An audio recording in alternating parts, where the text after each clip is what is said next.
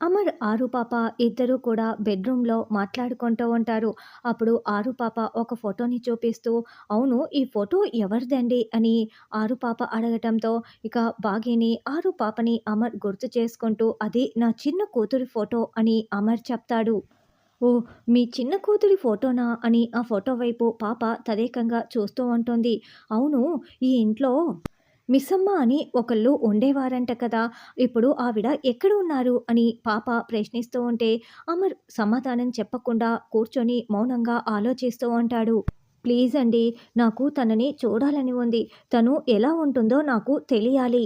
Please చూపించండి" అని పాప అడుగుతూ ఉంటే, అచ్చం అరుంధతి ఎలాగైతే మాట్లాడుతూ ప్లీజ్ అని బతిమలాడుతూ ఉంటుందో ఆ సంఘటన ఇప్పుడు మనకి చూపిస్తూ ఉంటారు. "ప్లీజ్, అరుంధతిని అడుగుతున్నాను, చూపించండి. ప్లీజ్ ప్లీజ్" అని పాప బతిమలాడుతూ అడుగుతూ ఉంటే, ఇక అమర్ అయితే ఆరు అడుగుతున్నట్లుగా ఊహించుకుంటూ ఉంటాడు. అలా పాప బతిమలాడడంతో సరే అలాగే చూపిస్తానంటూ కబోర్డ్‌లో ఉన్న బాగి ఫోటోని తీసుకొచ్చి పాపకి చూపిస్తూ ఉంటాడు.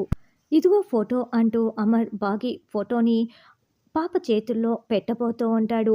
మరి పాప ఇప్పుడే బాగి ఫోటోని చూసేస్తుందా? లేకుంటే ఇంకా చాలా రోజులు పడుతుందా? అసలు మనోహర్‌కి కనీసం కాళ్ళు చేతులు విరిగాయా? లేకుంటే అమర్ కాపాడాడా? అన్నది రానున్న ఎపిసోడ్‌లో తెలుసుకుందాం.